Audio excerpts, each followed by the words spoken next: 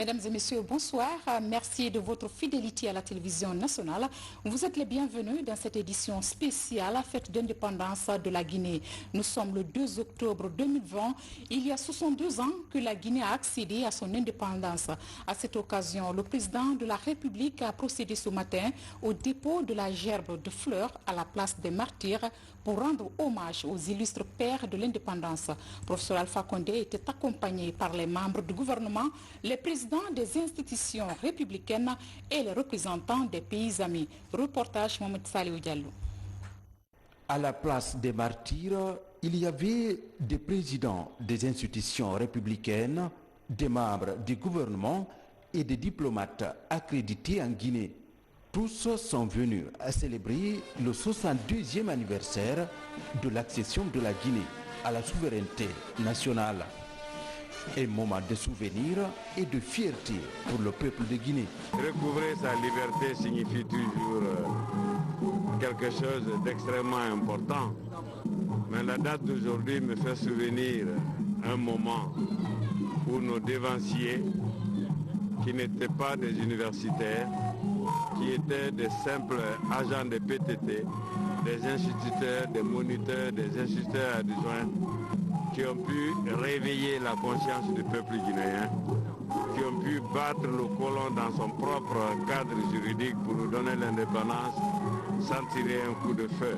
C'est la naissance de la souveraineté du peuple de Guinée qui avait massivement voté en faveur de l'indépendance. Et je crois que c'est toujours un moment de recul pour revoir, penser à notre passé. Un passé glorieux, il faut le reconnaître. Parce qu'à l'époque, il n'y avait pas beaucoup de pays indépendants. Et d'ailleurs, l'Afrique francophone, la Guinée a été le premier pays. Donc, d'aucuns ont cru que c'était une aventure. Mais la décision que le peuple de Guinée avait prise à l'époque, c'était la bonne décision. C'est ce qu'il fallait faire. En accédant à l'indépendance le 2 octobre 1958, la Guinée a été l'un des pays pionniers dans la lutte pour la libération de l'Afrique du joug colonial. Le chef de l'État, après les honneurs militaires, a déposé la traditionnelle gerbe de fleurs pour rendre hommage aux illustres pères de l'indépendance guinéenne. C'est le symbole de la nation. C'est une grande fête parce que l'indépendance a marqué le point de départ pour la construction de la nation guinéenne. C'est pourquoi que chaque année, tous les Guinéens doivent se retrouver dans l'allégresse, dans l'union d'idées et d'esprit pour magnifier l'unité nationale. La célébration de cet anniversaire de l'indépendance, 62e d'indépendance, c'est aussi une célébration de toute l'Afrique. Et si vous connaissez les relations qui ont toujours lié le Maroc et la Guinée, c'est des relations depuis l'indépendance de la Guinée. C'est-à-dire nous avons été aux côtés de la Guinée et aux côtés des autres pays africains et peuples africains pour leur indépendance. Nous avons été aux côtés de la Guinée pour l'intégration africaine. Cette année, la fête nationale est célébrée dans un contexte de crise sanitaire due à la pandémie du coronavirus, mais aussi à quelques jours de l'élection présidentielle. C'est pourquoi invite a été faite à tous les Guinéens à l'union, à la solidarité et au travail pour l'édification d'une Guinée unie et prospère.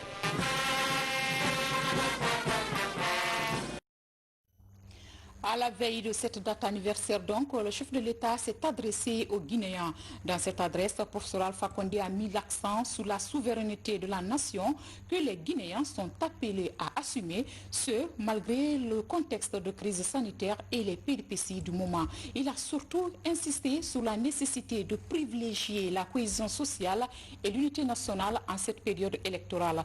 Le président de la République est au micro de nos confrères du bureau de presse de la présidence de la République. Suivez. Guinéens, mes chers compatriotes de la Guinée et de la diaspora, nous célébrons en ce jour le 62e anniversaire de notre accession à la souveraineté internationale. Cette indépendance acquise le 2 octobre 1958 a été un moment exaltant de l'histoire de la Guinée, premier pays francophone à se libérer de la tutelle coloniale. Et cette date qui a fait de notre jeune république le pionnier de la lutte pour les indépendances africaines restera à jamais gravé dans notre mémoire. Au nom de ce passé commun, je voudrais exprimer avec vous notre fierté d'avoir continué à œuvrer pour la consolidation d'un pays solidaire, uni et responsable. Notre fierté aussi d'appartenir à une communauté de femmes et d'hommes fondée sur les valeurs de la paix, de la fraternité qui caractérisent notre nation. C'est l'occasion pour moi de saluer l'effort collectif que nous avons accompli ensemble depuis quelques mois face à la pandémie du coronavirus qui frappe la planète depuis le mois de mars 2020. Notre résilience a été constante et de nombreuses initiatives ont été déployées par le gouvernement pour lui permettre d'enrayer la progression de cette maladie qui a fragilisé toutes les économies du monde, y compris l'économie guinéenne. Guinéens, mes chers compatriotes, notre pays a pu gérer les impacts de la pandémie actuelle pour avoir su tirer une grande expérience de l'épidémie à virus Ebola à laquelle la Guinée a été confrontée, hélas, de 2013 à 2015. Les leçons apprises lors de la période Ebola nous ont préparés à mieux affronter les difficiles épreuves d'aujourd'hui. C'est ainsi que dès le 13 mars 2020, le gouvernement a pris des mesures urgentes pour contenir la propagation du virus en instaurant des règles basées sur le suivi automatique des voyageurs provenant des pays à risque. L'interdiction dans la capitale des rassemblements de masse, la fermeture des frontières terrestres et maritimes, le port obligatoire de masques, l'instauration du couvre-feu, ainsi que la limitation à 3 du nombre de passagers dans les taxis et voitures individuelles. À l'occasion de ce 62e anniversaire de la République de Guinée, il me plaît enfin de rappeler que malgré nos différences, nos origines sociales, nos horizons politiques, nous devons tous avoir à cœur la défense de notre maison commune, la République de Guinée. À vous tous, je souhaite une bonne fête de l'indépendance. Vive la République de Guinée libre, prospère et fraternelle. Que Dieu bénisse notre pays. Amen. Et puis, 72 ans après, pour des citoyens guinéens, cette date historique rappelle la joie de la liberté acquise à l'époque. Et c'est avec fierté qu'ils relatent aujourd'hui ce choix fait par les compagnons de l'indépendance. Ils sont au micro d'Abraham Christophe Conti.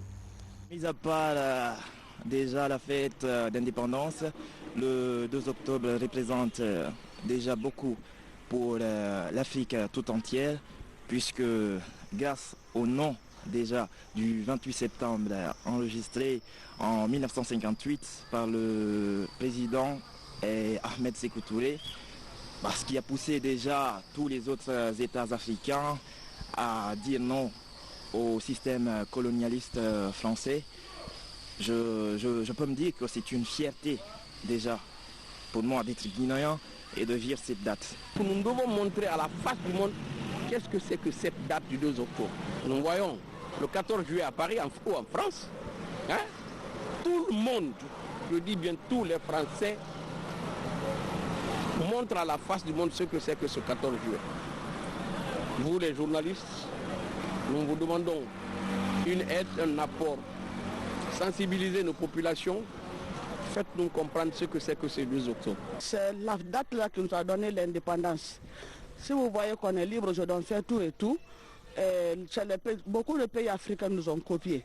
Nous, autant de Sékou Touré, quand on était petits à l'école, la date là nous disait beaucoup de choses. On va au stade, on défile, toute la journée, on est content. Je dirais à la génération d'aujourd'hui de fêter la date là.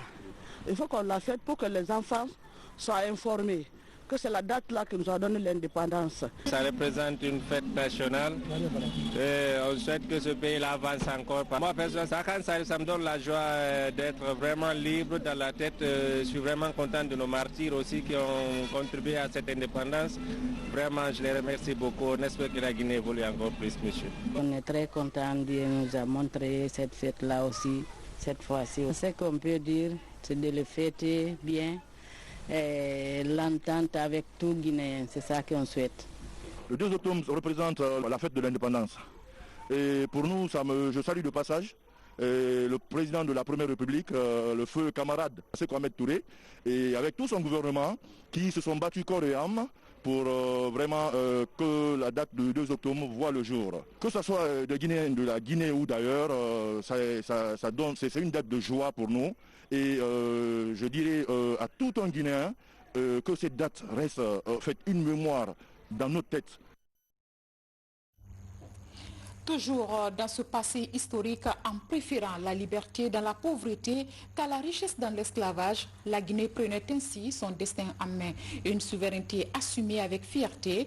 Voyons à présent le sens de ce choix avec Ansoumane Toumane Camara.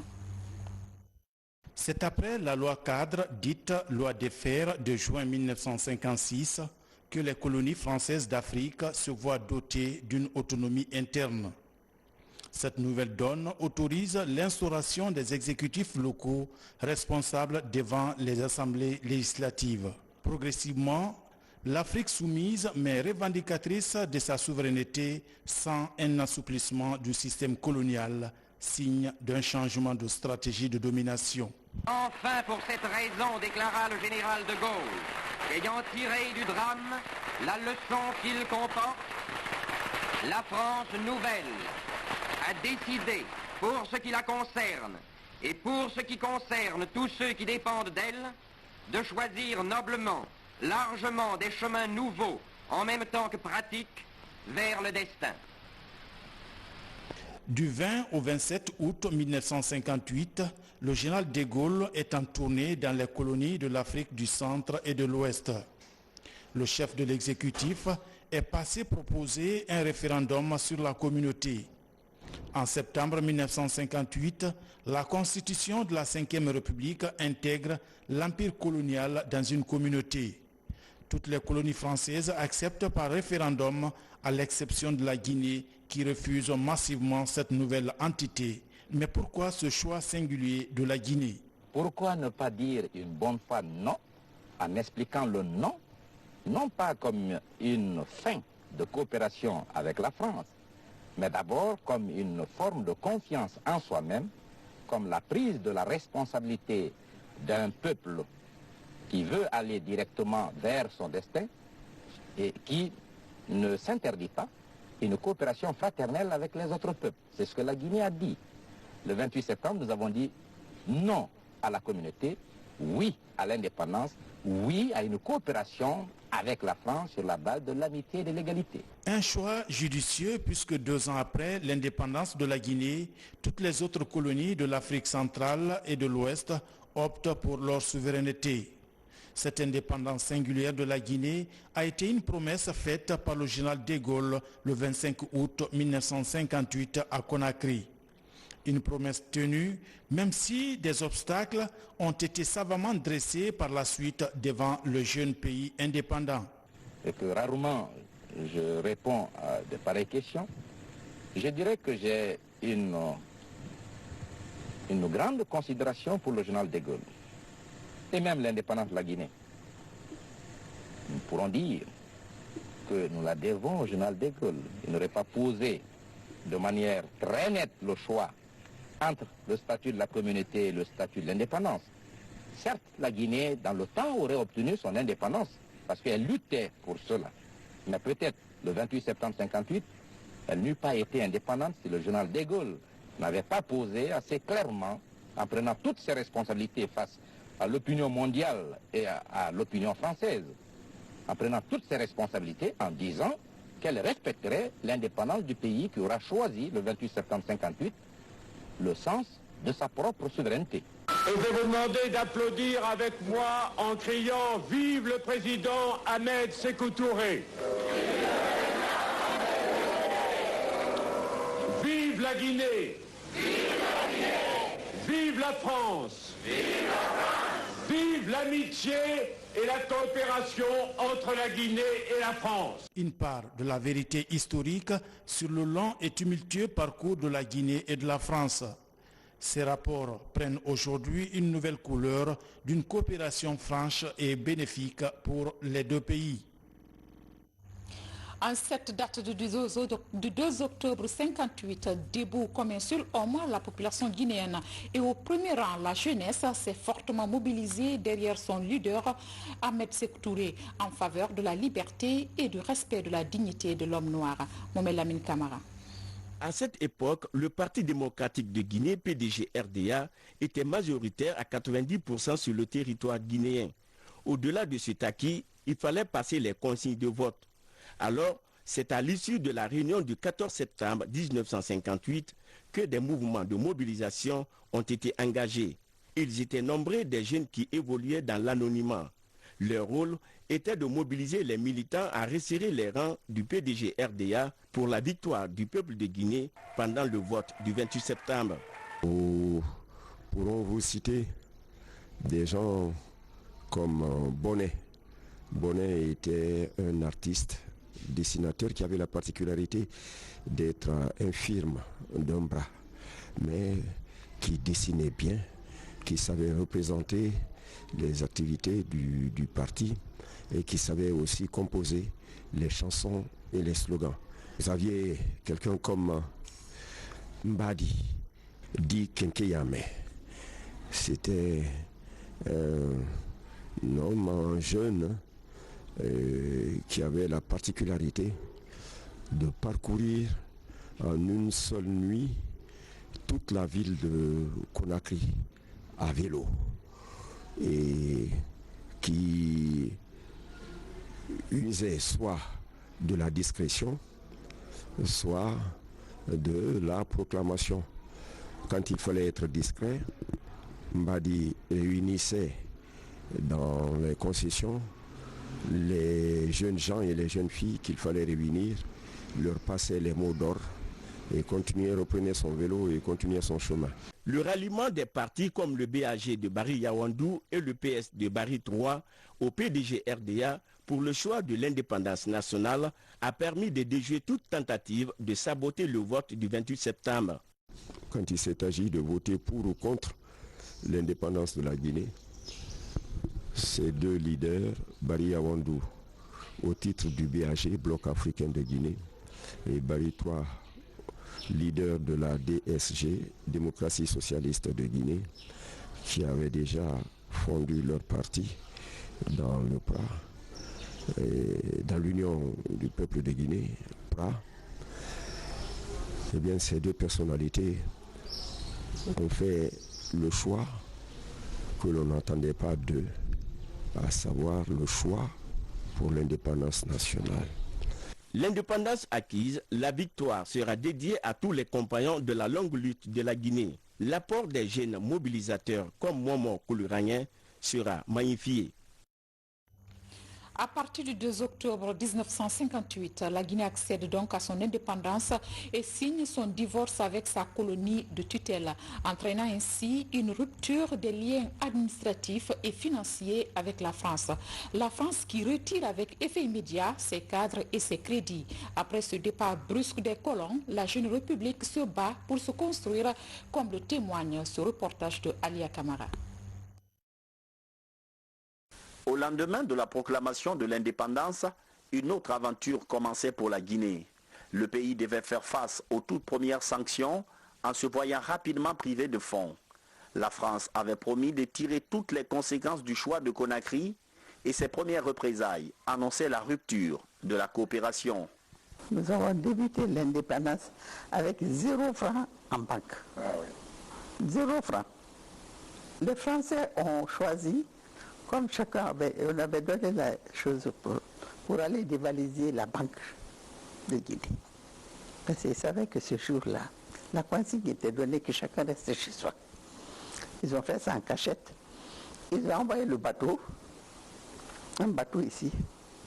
Ils sont allés ouvrir la banque de Guinée Ils ont pris toutes les caisses, l'argent venait d'arriver. Parce qu'à l'époque, en tant que colonie, on envoyait l'argent pour chaque territoire. La Guinée venait de recevoir l'argent, son argent, qui était à la banque. Ils ont tout pris pour amener. Eux-mêmes, ils n'ont pas informé leur gouvernement, sauf quand tout l'argent était dans le bateau et qu'ils étaient en pleine mer. Leur gouvernement, le ministre des Finances de l'époque a réagi même, a dit non, ça c'est l'argent de la Guinée. Il ne fallait pas le prendre. Cet isolement financier ne dura qu'un instant. Le président Ahmed Sékou Touré pouvait compter sur l'amitié de son homologue du Ghana, le président Kwame Nkrumah. Rapidement, d'autres pays comme le Maroc emboîtèrent le pas. Nous étions à court d'argent, à court de fonds. Et c'est dans ce moment que le Ghana, d'abord, le premier État, le Ghana de Kwame Nkrumah, nous a secouru avec 10 millions de dollars à l'époque. C'était le premier geste, le premier coup. Ensuite, le Libéria nous a tendu la main. Et il y a... ensuite, sont venus les pays de l'Est. Les pays de l'Est, l'Union soviétique, avec tous avec les satellites, la Yougoslavie, la Roumanie, la Bulgarie, la Hongrie, l'Allemagne de l'Est. Alors tous ceux-ci sont venus à notre aide et cela nous a permis de nous maintenir. De cette coopération avec les pays de l'Est, la Guinée finit par tirer son orientation socialiste. Cette idéologie est l'héritage d'une amitié qui durera une éternité. Ce départ brusque va se ressentir dans tous les secteurs clés du pays. Outre le secteur économique, le système éducatif va aussi subir les impacts de ce divorce entre la Guinée et la France. Là également, contre vents et marées, le pays va garder le cap tout en relevant le défi. N'est-ce pas, Kernos Mandialou?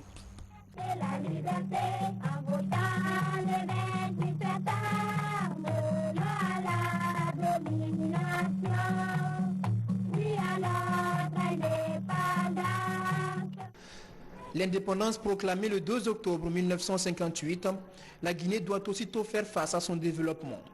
De nombreux défis sont à relever par le jeune État. Un des plus importants est la formation de ses habitants. Ce fut l'une des toutes premières épreuves après l'accession du pays à la souveraineté nationale. Dès après le vote du 28 septembre 1958, le général de Gaulle a demandé aux fonctionnaires français, aux cadres français travaillant en Guinée, de rentrer en France. Cette décision, donc, a amené tous les Français à plier bagages et à rentrer. Ce qui a fait un véritable vide pour l'enseignement. Puisque dans les collèges et lycées, la plupart des enseignants, c'était des Français. Et voilà que l'année scolaire 1958-1959 se trouve terriblement menacée. Mais très vite, une solidarité africaine se manifeste. Des intellectuels se donnent rendez-vous à Conakry. L'histoire est en marche. L'intelligentsia africaine comprend que l'avenir du continent se joue en Guinée. De grands noms comme l'historien burkinabé Joseph Kizerbo ou l'agrégé en mathématiques Louis Béhanzin le Béninois sont aux côtés de la Guinée. Il y a eu un mouvement général en faveur de la Guinée. C'est ainsi que des professeurs africains se trouvant en service en France, à Dakar, à Abidjan, à Bamako, un peu partout, ces professeurs se sont donné le mot et sont venus massivement en Guinée. Au mois d'octobre même, un mouvement général des professeurs pour venir sauver l'enseignement guinéen. C'est quelque chose d'extraordinaire.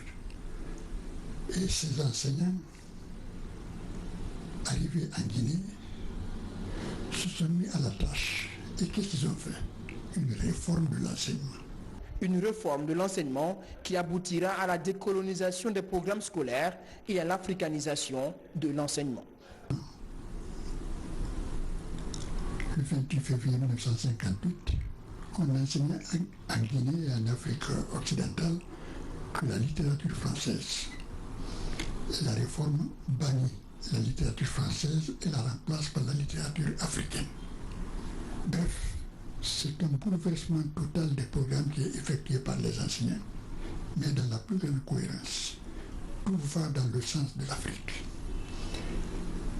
Et je dois souligner ici que cette réforme de l'enseignement est allée très loin, puisque on a introduit dans les lycées les mathématiques modernes. À l'époque, les mathématiques modernes n'étaient pas enseignées partout, même dans les écoles en France, c'était au stade expérimental dans certains établissements. Systématiquement, les mathématiques modernes ont été introduites en Guinée et cette réforme va donc porter fruit. Le niveau intellectuel va s'élever considérablement. En 1960, plusieurs pays africains vont, comme la Guinée, adopter des programmes scolaires qui mettent en avant l'histoire du continent. Djibril Tamsir Niane, de son côté, publiera dès 1960 dans la revue Recherche africaine de Conakry ses premières études sur l'Empire du Mali. Pour lui, l'indépendance guinéenne a aussi ouvert la voie à la valorisation de l'histoire africaine. Au lendemain de l'acquisition à cette liberté, la Guinée opte pour une nouvelle identité. Le drapeau change de couleur et la musique qui l'accompagne trouve aussi une nouvelle mélodie. Liberté devient ainsi l'hymne national de la République de Guinée. La musique vient de l'ère traditionnelle d'Alpha Yaya Diallo, tirée d'une mélodie mandingue et adaptée par Fodeba Keïta. Ce hymne national réunit tous les ingrédients de la souveraineté. Reportage signé Safiat Kondi.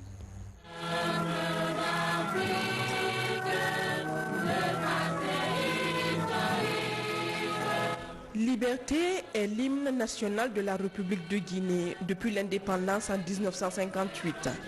Il est le symbole auditif et distinctif d'un peuple fier et digne, né du vote historique du 28 septembre.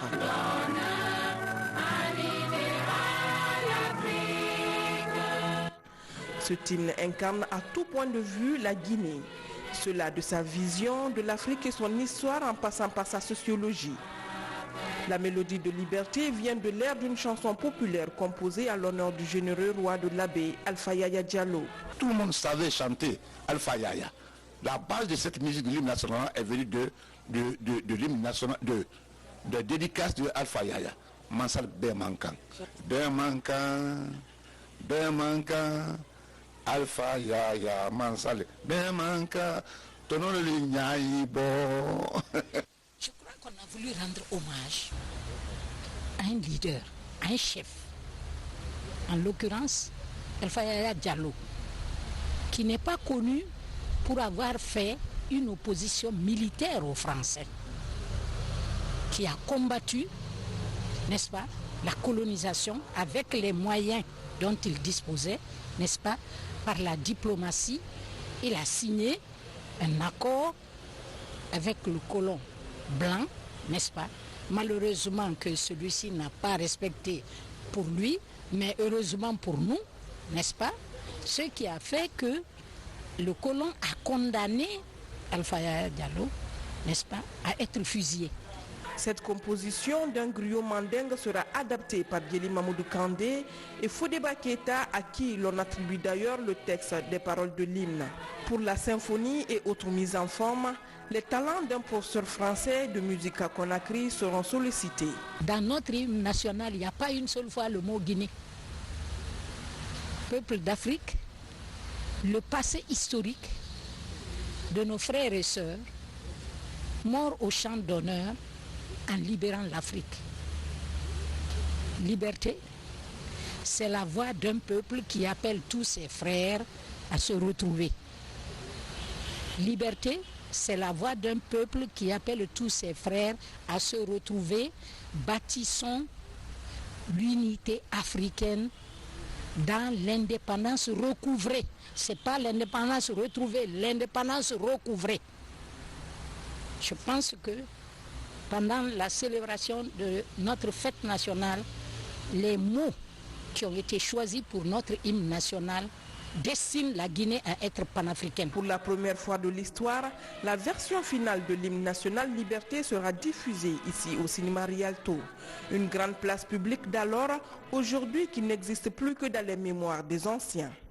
Diop Alassane, n'est-ce pas, Alassane Diop, Sidiki Diabaté et d'autres, n'est-ce pas, qui ont mis les mots justes à cause de l'orientation panafricaniste de la Guinée. Tout un symbole.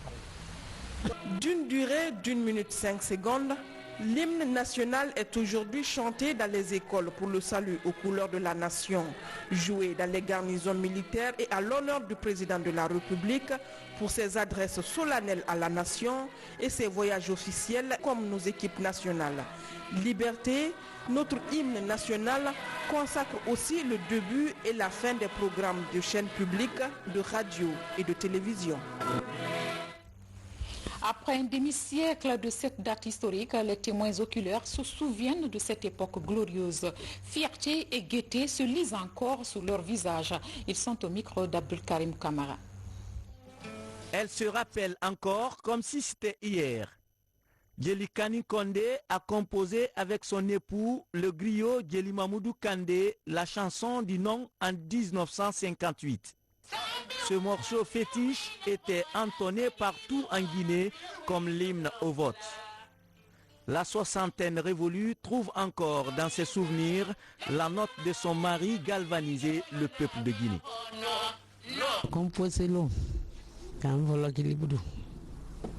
Ce jour-là, mon mari m'a fait savoir qu'il veut qu'on chante le nom dans un élan patriotique. Immédiatement, on a commencé la répétition et j'ai pu chanter le morceau.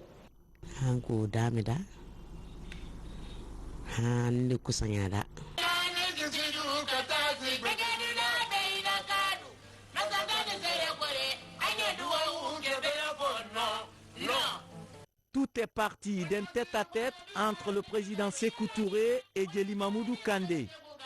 Entretien au sortir duquel le griot devait s'inspirer et orienter le peuple à prendre son destin en main.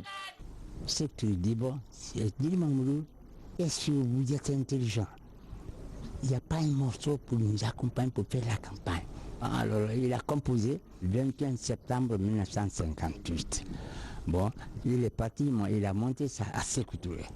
Sékou Touré a dit, oh, il dit, c'est bon, c'est bon. Il dit, bon, il faut aller passer ça. Dès qu'il a passé, vraiment, c'était parti. Sékou Touré a dit, bon, qu'est-ce qu'on va faire? On va faire la campagne immédiatement. À l'époque, la radio Banane était le seul canal de diffusion de la chanson. Le reste se faisait par enregistrement sur des supports transportés à l'intérieur du pays. La chanson a été composée dans la maison du griot domicilié à l'époque au quartier Teminetaï à Kaloum, à l'emplacement actuel de l'immeuble Kaleta. 3 personnes y ont participé. Djeli Mamoudou Kandé lui-même, son épouse et son frère Nankouman Kandé.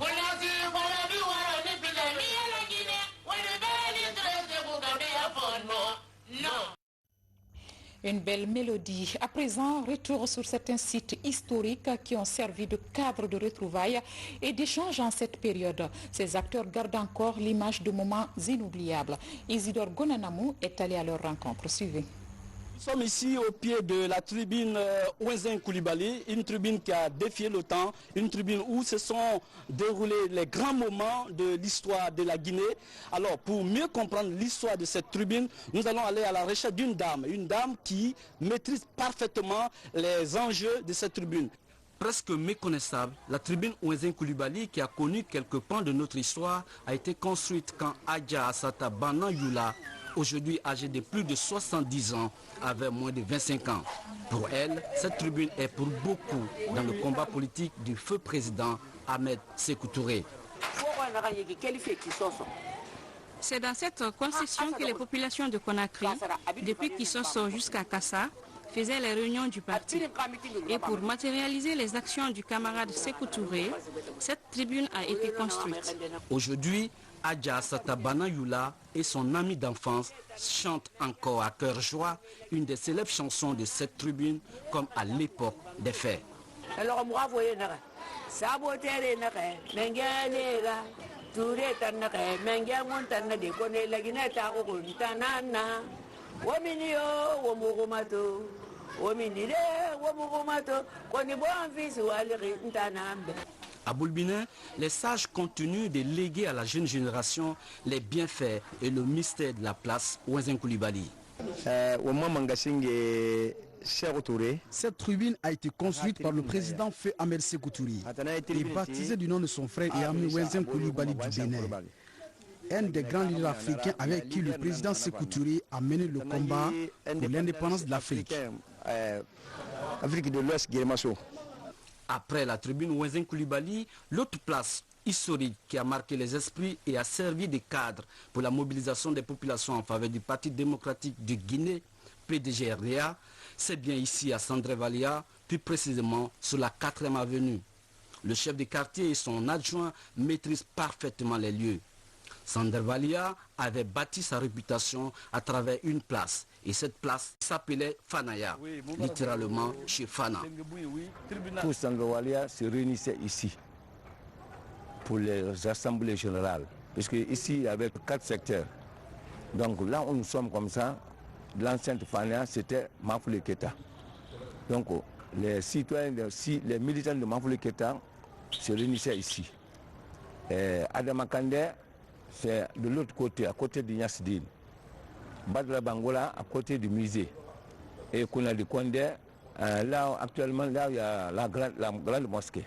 Le carré qui nous indique ici le chef du quartier était le véritable cercle où se prenaient les décisions de combat contre les militants des partis opposés au PDG-RDA. Derrière la sûreté là, jusque par là, les 2 carrés là, c'est pas le mot. Les jeunes se rassemblaient pour discuter le problème de l'indépendance. Ils se rassemblaient ici pour prendre des décisions. Aussitôt, informer Boulbinin, l'action est attaquée. Et se bat, c'est le combat qui commence. C'est pour ça qu'on a dit Indochine 2. À la lumière de tout ce qui précède, il n'en demeure pas moins vrai que le combat pour l'indépendance de la Guinée s'est formalisé à travers des idées fortes, mûries sur des places et des tribunes fortes. Aujourd'hui, ces sites historiques et pourquoi pas touristiques devraient être réhabilités afin de garder aussi longtemps que possible en mémoire les moments forts de notre histoire. Voilà, mesdames et messieurs, ce que nous pouvons dire sur cette page historique de la vie de notre nation.